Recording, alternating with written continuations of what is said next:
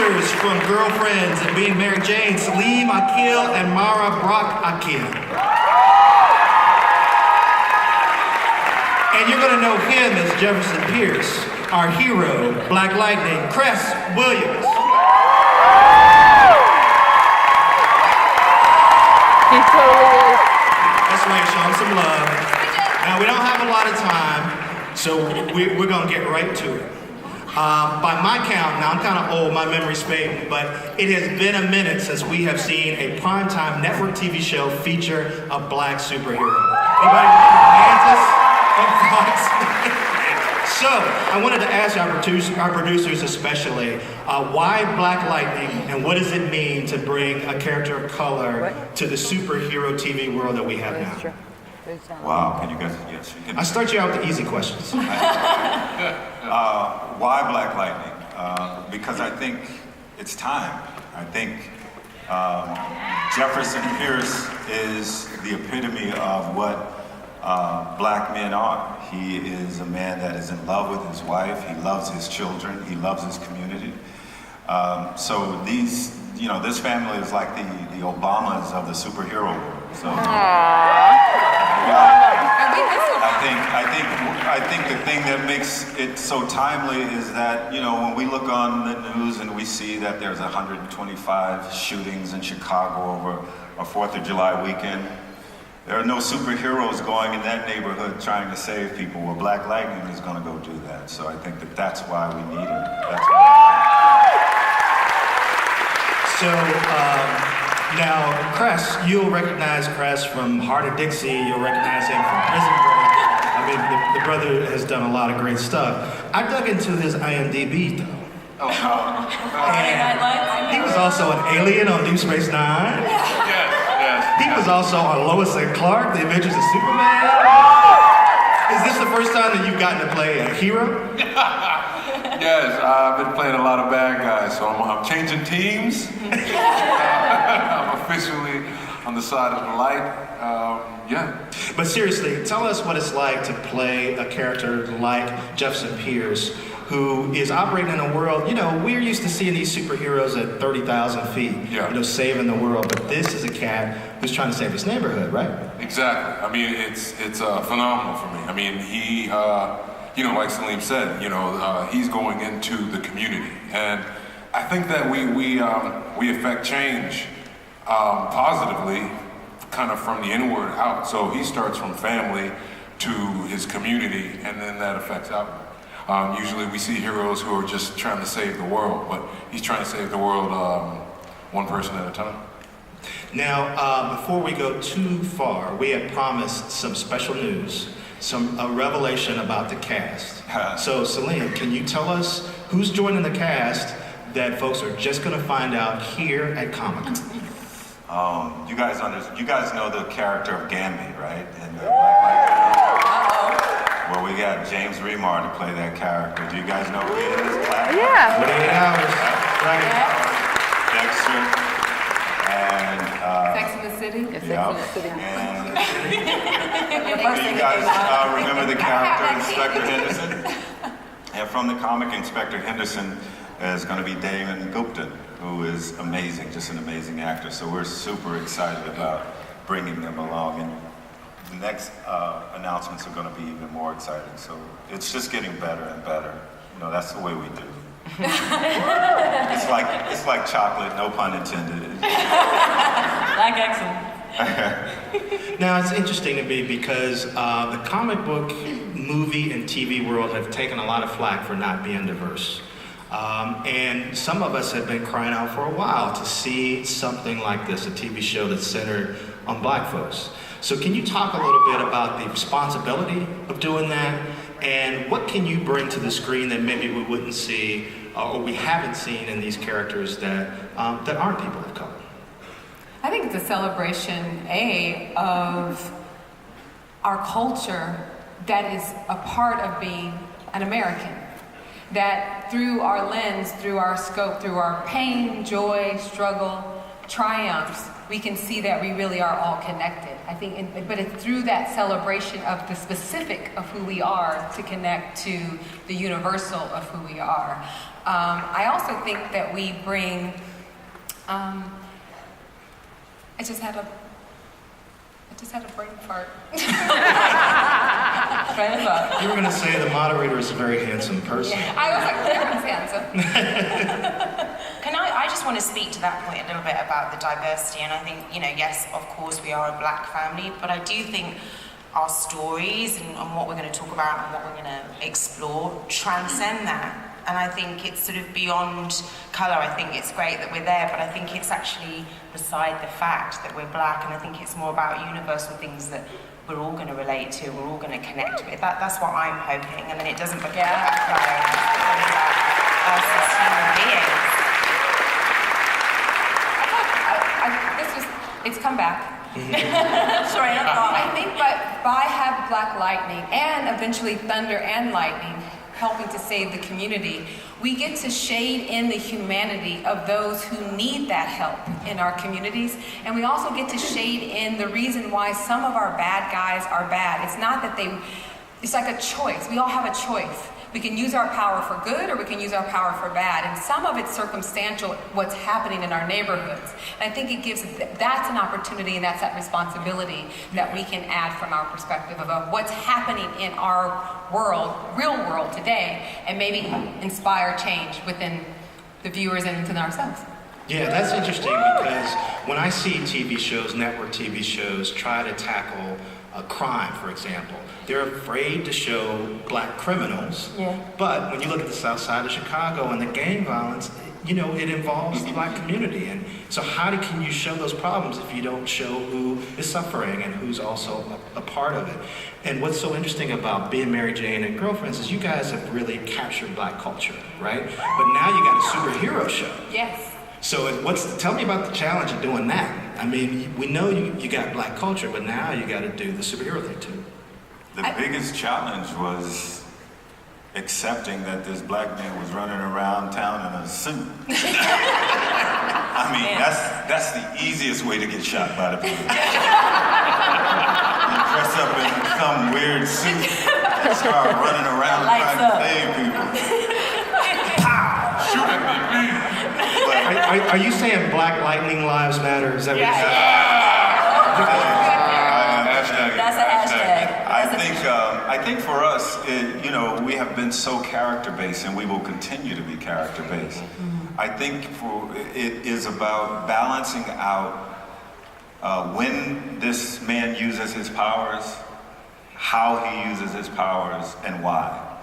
I think that that was the toughest thing because we really want people to get to know this family. And their powers, like their race, is just a part of who they are. Like, the most interesting thing about this family is not that they're African American. I don't walk around thinking, ooh, I'm walking around, I'm sexy, I'm African American. I walk around just thinking, damn, I gotta pay these bills and I gotta get this job done, right? So I think that the challenge is not giving in to the idea that we need to be perfect.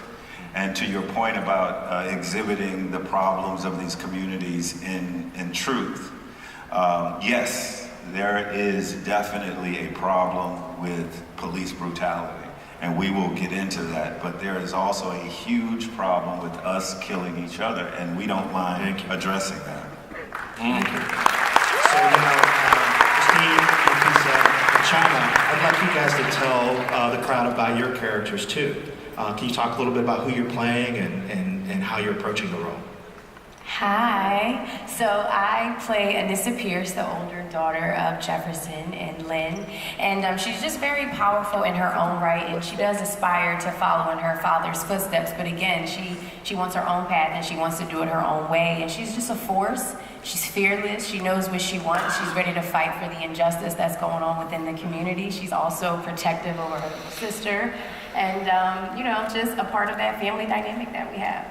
Yes, and I play Jennifer Pierce, the youngest daughter of Jefferson Pierce, aka Black Lightning. And I love the fact that at the start, it just starts out with her being a teenager and struggling with that. She doesn't have superpowers yet. She's just struggling with finding herself. And that's where she is at the start, and then you see her develop superpowers and where that takes her character and the character arc that she has to go through. And it's very, very complex and very interesting for both of our characters, he said. Yeah? Yeah, it is. And I play Lynn Pierce, ex-wife of Black Lightning, mother to these two incredible daughters. I don't have superpowers in the traditional sense, apart from love and kindness, Which is fabulousness. Thank you. And yeah, in a way, I'm kind of the glue that holds the family together and keeps them grounded. And I'm sure we'll have to navigate this really complicated terrain of having young women going out into the world and trying to shape them and mold them with this extra layer of having these powers and how they nurture it, how they cultivate it. So. If I can underscore their roles, I just think what's exciting to me is that as superheroes, we always need support. And so you have to, the struggle between, and certainly Black Lightning's character is accepting one's power, but who is the support underneath it? He's got these two daughters that are from his lineage, from his blood, who embody and exhibit their own powers. And so Anissa is going to be thunder, and his daughter Jennifer is going to be lightning. And as Christine talked about the glue for Lynn, sometimes our role, and that one thing that we can all think about, is how are we supporting each other and through love. And so we're really very excited about those elements of those characters. Cool. Now, Christine, I can help noticing your unique accent. We're not going to hear that during the show, are we? Pardon? We're not going to hear that during the show. Your character's not British on the show. She isn't. Maybe her evil twin is. I was going to say, that long-lost sister who comes out of nowhere. And, why not? Double down. Work on it, Salim. Yeah. Work on it. All right, we don't have a lot of time, but I do want to have one question from the crowd. Can we do that? Is that possible? Are we set up for that? Yeah, great. Let's have one question. One or two questions from the crowd. Wow, that's very Carmen San Diego, you You look great. Rocking that red, girl. we know where in the world you are, apparently. Here, hey, Black Lightning Man. I know you.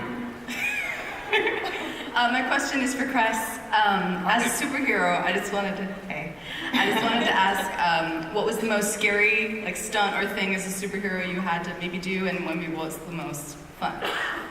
Well, it's actually kind of the same thing. The most scary was I was on a wire up on this building and had to just step off the building. Not jump off the building, but look cool stepping off the building, stepping off a curb. And so initially, I mean, that's something you got to get used to, and it's hard to look cool doing it. But by the end of it, it felt like a ride. By the end, once I got used to it, it was just let's do that again. Let's do it again. Let's go. That was it. So what he's saying is write more scenes where he has to jump off a building. Okay. Step off. Yes. I want to fly. That's what I want to do. I want to fly. Oh, that's okay. I'm being told we don't have time to take another question. But I see that we have a minute here. I'm gonna ask one more question. Okay. Take that space. There are a lot of great Black superheroes in the DC universe. Was there a particular reason why Black Lightning was the one that made sense to make into a series right now? Yeah, just the groundedness in the character of Jefferson, it touched on so many things that were interesting to me. Again, a father, I'm a father. He has a wife, I have a wife. He grew up in an area that was dangerous, so did I. So I just identified so much with the character that it made sense for me. I think, one of the most popular albums right now is Jay-Z's album. And I think the reason people really like that album is because it comes from an authentic Black male voice, and it's describing what he feels like as a man, a father, and an artist. I think the thing that is going to make this so much fun for myself and the other writers is that this is going to come from an authentic Black male voice. And there's no filter. And I'm not afraid to talk about the things that we need to talk about. And I think that that's what will set this show apart from any other. I love all of the other shows, and they have paved a way for this show. Yeah. But I think this character is going to add something to the conversation. We're able to give something back to the culture. And when I say culture, I mean black culture, but I also mean... I like black people too. There's my blurs. There's my blurs. But I also think we're going to be giving something back to the American culture. When I was a kid growing up, I dressed up like Batman. Batman doesn't look like me, but I accepted him because he was a hero. What I expect by this time next year, what I expect by the time we get to Halloween, what I love is the idea that I will be able, along with all of these amazing artists, is to see little black boys and little black girls have a choice. They can either be black Batman or they can be Black Lightning. They can be Supergirl or they can be Thunder or Lightning. To me, that is what this is all about, giving opportunity for other people to see this. And I want to thank you, Salim, because you've given me an option for cosplay beyond Nick Fury. So thank you very much. Black Lightning coming in 2018 on the CW. One more hand for the cast.